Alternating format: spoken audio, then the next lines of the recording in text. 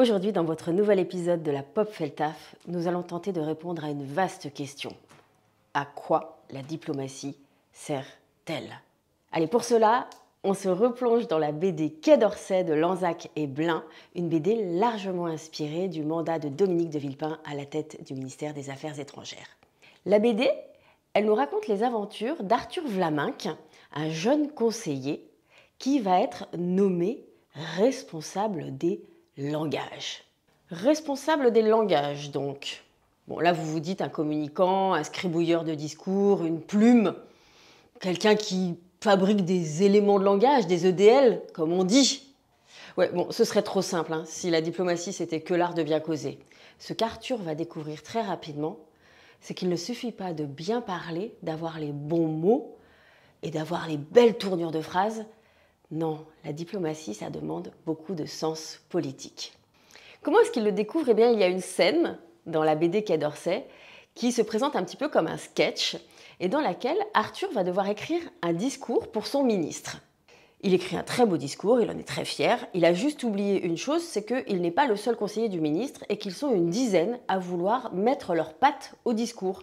Alors il y en a qui arrivent dessus, qui reformulent, qui raturent, qui rajoutent des choses, qui en enlèvent, qui donnent leur avis, qui s'arrangent aussi pour que d'autres de leurs conseillers avec lesquels ils sont en rivalité ne donnent pas leur avis. Bref, un vrai micmac, un vrai labyrinthe. À l'arrivée, un discours finit enfin par sortir.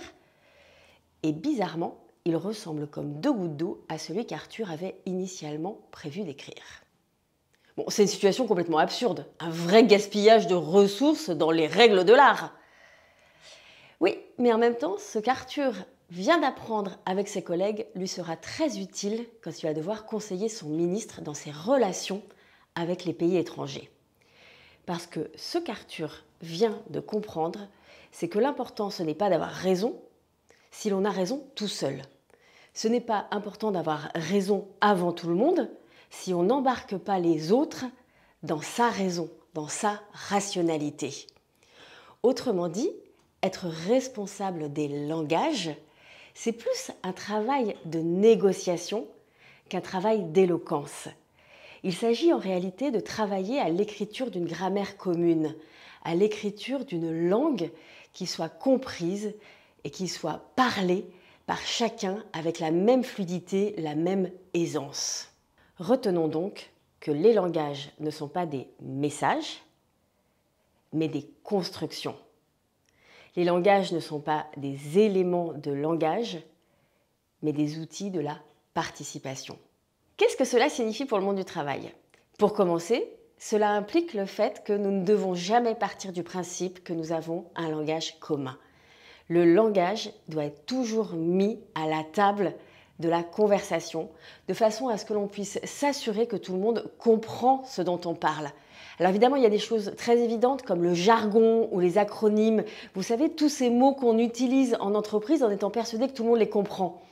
Eh bien en fait, c'est pas si sûr. Il se peut que chacun y projette quelque chose et que ça donne pas un sentiment d'être complètement inclus quand on les maîtrise pas forcément. Et puis c'est aussi le lieu de plein de malentendus.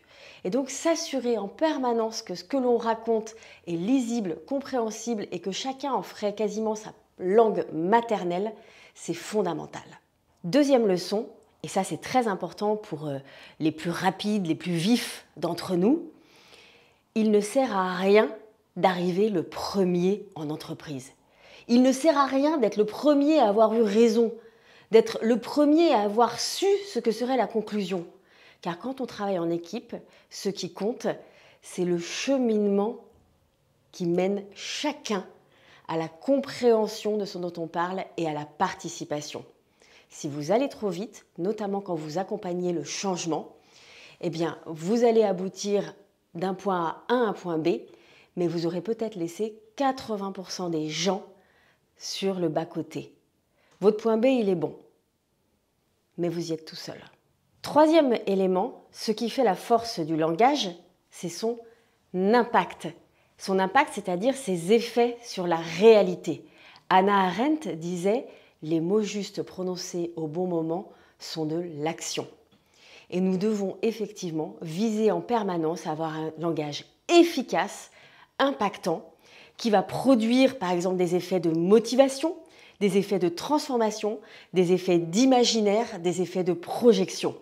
En tout cas, nous ne pouvons pas parler pour le plaisir de parler, même si c'est en disant des choses intelligentes. Parfois, il faut savoir dire des choses plus banales, plus ordinaires, mais qui ont vraiment des effets sur le pouvoir d'agir des individus et du collectif.